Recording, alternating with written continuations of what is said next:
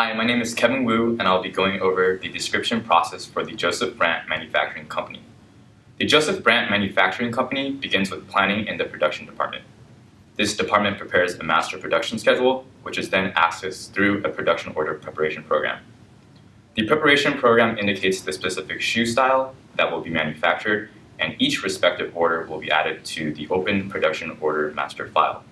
The process is adopted into the routines of each department and the respective workers. Department clerks will review the production orders and schedules to determine the logistics of the production of materials. Each worker will be required to swipe their ID badge to document which worker made a certain style of shoe. Furthermore, to keep track of all materials inventory, the workers must also swipe the barcode that is attached to all materials used. After this process is completed, the newly processed shoes are placed into boxes in which a machine prints a barcode. This label is attached to the box, and the shoes are then shipped to warehouses. In the following presentation, we will discuss the implications of the context diagram, level 0 data flow diagram, REA diagram, the tables of primary and foreign keys, and the document flowchart and suggestions for internal controls for the Joseph Brant Manufacturing Company. Now we will have Ina Lim explain the context diagram. Hi, my name is Ina Lim, and I will be explaining the context diagram. A context diagram is the highest level data flow diagram, and it provides the reader with a summary level view of a system. It shows the data processing system and the entities that are sources and destinations of system inputs and outputs. This is the context diagram for Joseph Brant Manufacturing. The production cycle is a set of business processes that is associated with raw materials, labor, and equipment to produce the final output. The final output for the Joseph Brant Manufacturing is athletic footwear. The production cycle begins with the production planning department, which creates the master production schedule, otherwise known as the MPS. A master production schedule is a plan for individual commodities to produce in each time period, such as production, staffing, inventory, and etc. It is linked to manufacturing, where the plan indicates when and how much of a product will be demanded. The MPS is only altered in this department. Next, the MPS is sent to the production cycle, which consists of raw materials, labor, and other resources to finalize the output. The finished product, the athletic footwear, is then put away in barcoded boxes and then sent to the warehouse. My name is Jimmy Ao. I will be explaining the level 0 data flow diagram for the Joseph Brant Manufacturing Company. The level 0 data flow diagram is the second highest level diagram, which shows all major activities and gives a broad idea of how our company operates. A more detailed description for the company will be provided in the Resources, Events, Agents diagram, the REA diagram. The three main processes of the company are production order preparation, production, and packaging, which are labeled as 1.0, 2.0, and 3.0. The level 0 diagram begins with a pre-production procedure, the production planning process. The production planning process uses the master production schedule, the MPS, and the operation list, which give employees instruction for determining the production order preparation. The production order preparation includes controlling the usage of material, equipment, and inventories, operating the machine, and administrating the employees. After completing the preparation, the department will open the production order, follow along with the MPS going to production. Throughout the production process, the employee ID badges will be used to keep track of the use of the inventory, such as shoelaces, polymer, and leathers. The badges are also used to record the time of manufacturing the shoes. After making the shoes, they will be sent for packaging. The shoes will then be placed into boxes. A barcode label will also be put onto the boxes based on the shoes type, the shoes model, the shoes color, and the shoe size. After packaging, the bar-coded shoe boxes will be sent to the warehouse ready for sale and sit for shipment as the final product. Next, we will have Tre-von Matthews to explain the REA diagram. Hi, I'm Tre-von Matthews, and I will be explaining the REA diagram for the Joseph Brant Manufacturing Company. The REA data model is used to design accounting information system databases. It focuses on the business semantics underlying any organization's value chain activities. It provides guidance for the database design by identifying what entities should be included in the accounting information system database and by prescribing how to structure relationships among the entities in the database. The three fundamental types of entities that the REA model collects information about are the resources, events, and agents. And let me explain about the resources, events, and agents. Resources are those things that economic value to an organization, such as cash, inventory, supplies, factory, and land. For Joseph Brant Manufacturing Company, the resources would be raw materials inventory and the finished goods inventory. And for events, events are business activities about which management wants to collect information for planning or controlling processes. For the Joseph Brant Manufacturing Company, the events that we have would be the production planning process, the production order preparation, the production of the shoes, and packaging of the shoes. And our agents, the agents are people and organizations who participate in events and about whom information is desired. Our agents would be the department clerks, factory workers, and warehouse workers. Now I'll explain more about the structure of a REA diagram. So the REA diagram prescribes a basic pattern for how the three types of entities, which are resources, events, and agents, should relate to one another. So first, each event is linked to at least one resource that it affects. And the second rule is each event is linked to at least one other event. And the third rule is that each event is linked to at least two participating agents. However, in our case, there's an exception where that an event can be linked to only one participating event or agent because they are internal agents compared to external agents such as vendors or customers. So for the first rule, raw material inventory is linked to the production process because the raw materials are required in the production of the shoes. And then the finished goods inventory is linked to the packaging because when the shoes are finished, they are packaged and barcoded. And then for rule number 2, the production planning process is linked to the production order preparation because the production order preparation relies on the MPS that is provided from the production planning process. And then second, the production order preparation is linked to the production process because this is where the production process gets the information about which raw materials are needed at the time. And then the production process is linked to the packaging because once the shoes are done, it needs to be packaged and barcoded. And then for the last rule, the production planning process is linked to the department clerk because the department clerk looks over the MPS, which is generated in the production process planning process. And then the production order preparation is linked to the department clerk because they review the production order on a daily basis. And then the production order preparation is linked to the factory workers because this is where they get the information on the steps and procedures on what to use and how to use it, and then which also model of shoes they will be producing that week. And then the production process is linked to the factory workers because these employees will be accepting the shoes once they are shipped out to the warehouse. And then packaging is linked to the factory worker because they are the people who box up the shoes, and packaging is linked to the warehouse worker because they are the person responsible for accepting the boxed shoes when they are sent to the warehouse. And now I will explain the cardinality relationships in our REA diagram. So let me explain cardinalities first.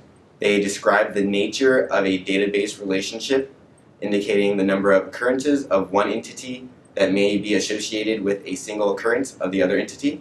The three types of cardinalities are a one-to-one, one-to-many, and a many-to-many relationship.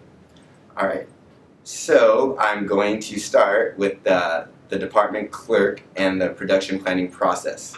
So from the department clerk to the production planning process, the relationship is a zero to many relationship.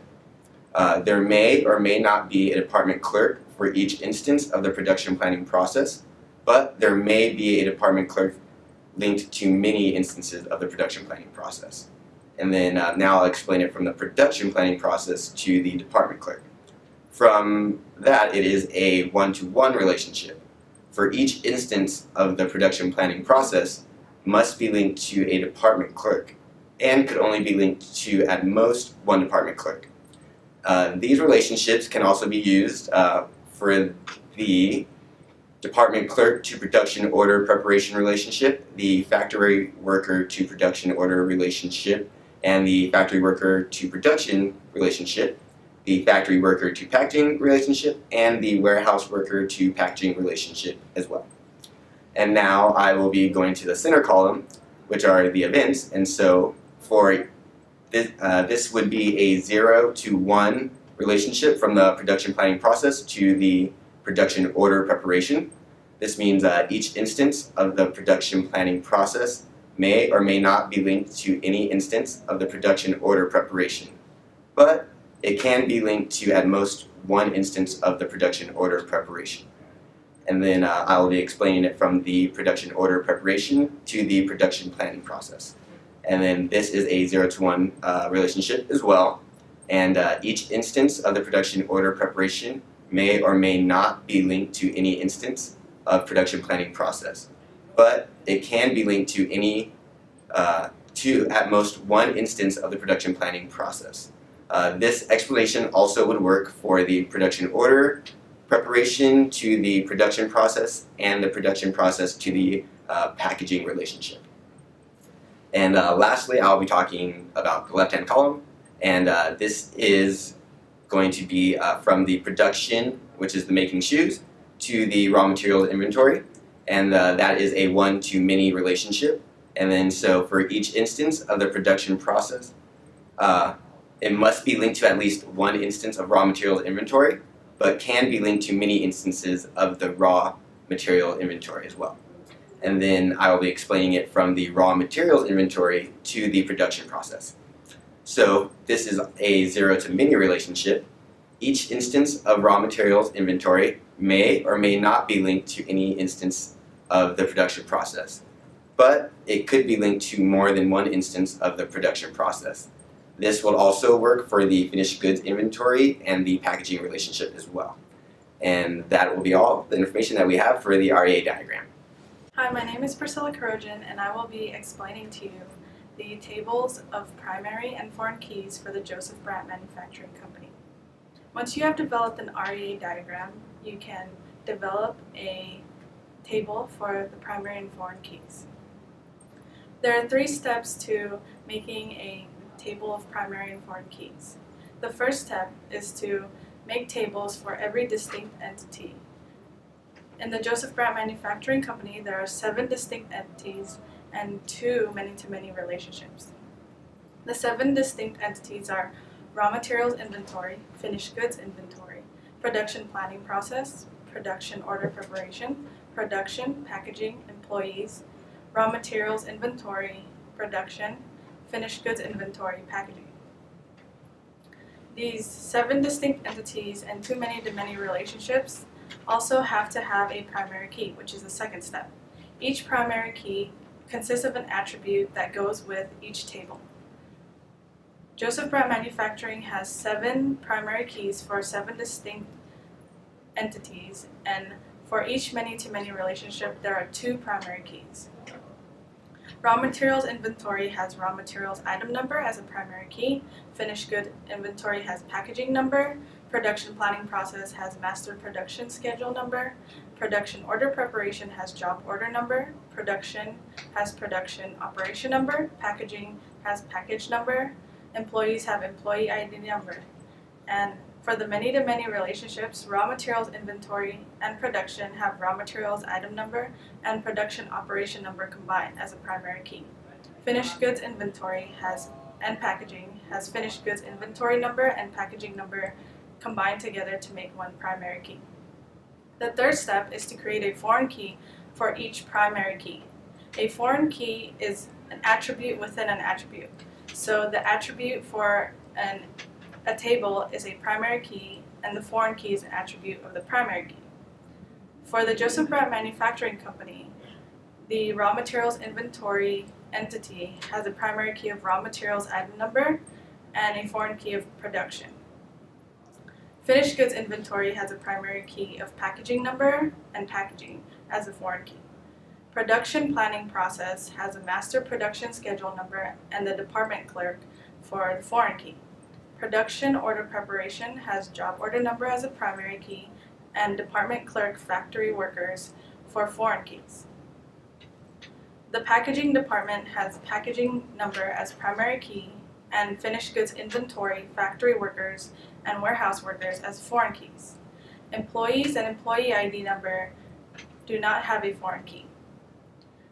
The raw materials inventory and production as many-to-many relationships have raw materials item number and production operation number as primary key, and for foreign keys it has production, raw material inventory, and factory workers.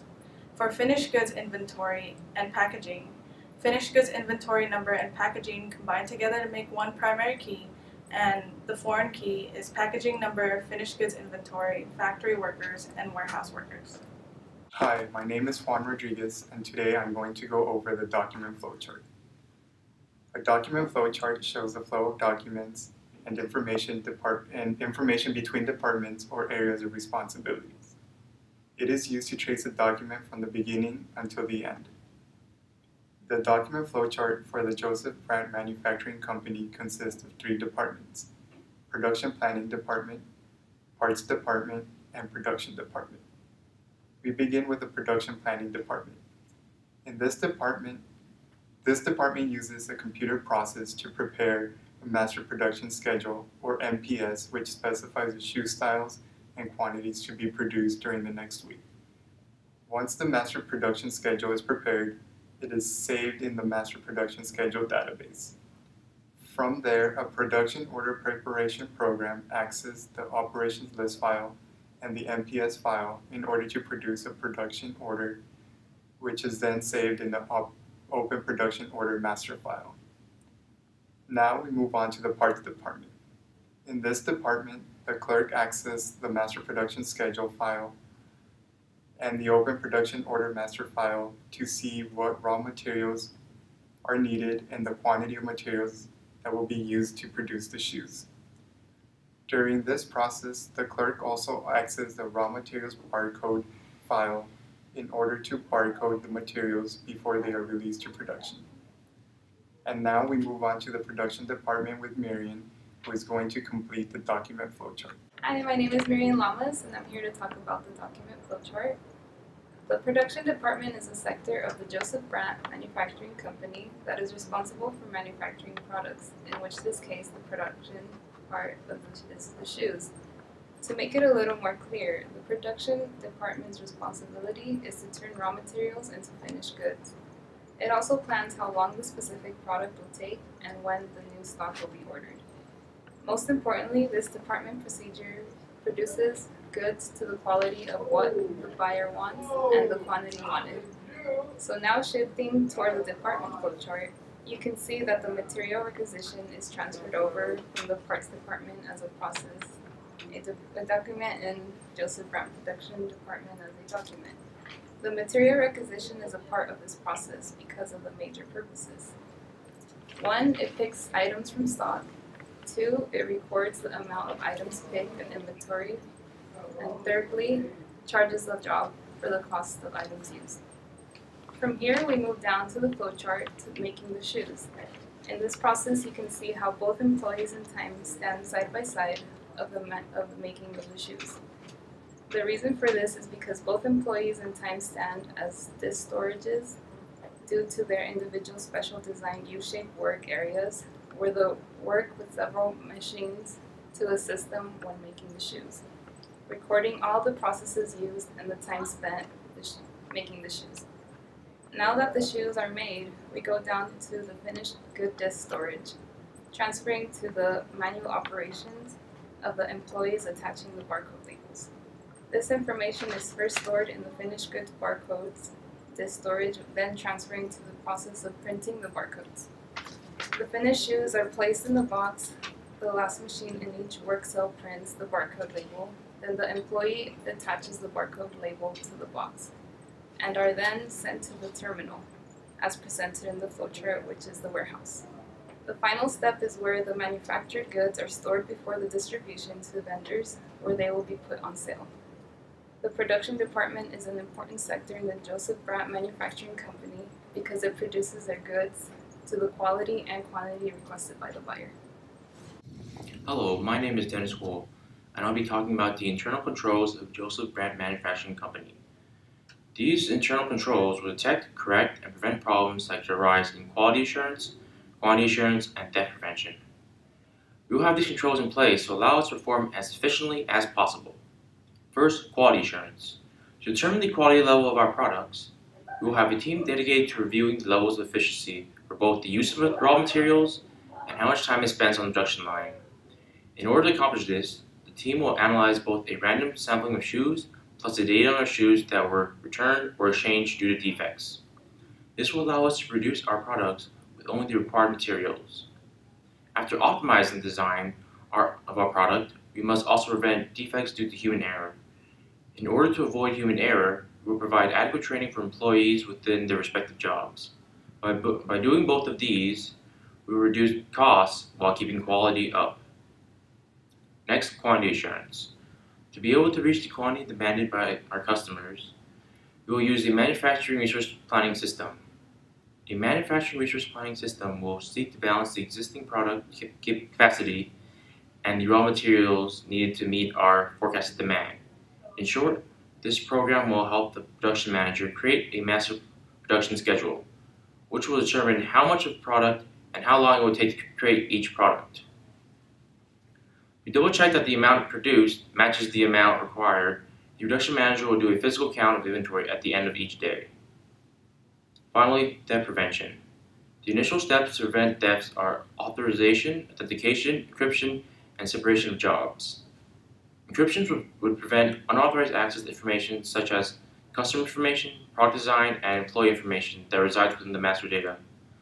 Authorization and authentication of the master database would make it only possible for the manager to access and change the master database. To defend against employee thefts, separation of jobs will make sure that the employees that handles the inventory does not have physical access to the records, so that thefts cannot be deleted from records. Furthermore, each employee will be given their own unique ID, which will be required to be scanned into the system each time raw materials are released to them. When the production line, each raw material will have its own barcode that will be scanned in every step in the production line. As a last prevention method, the manager will double check both the release, raw materials, and final goods to verify all the goods are there at the end of the day.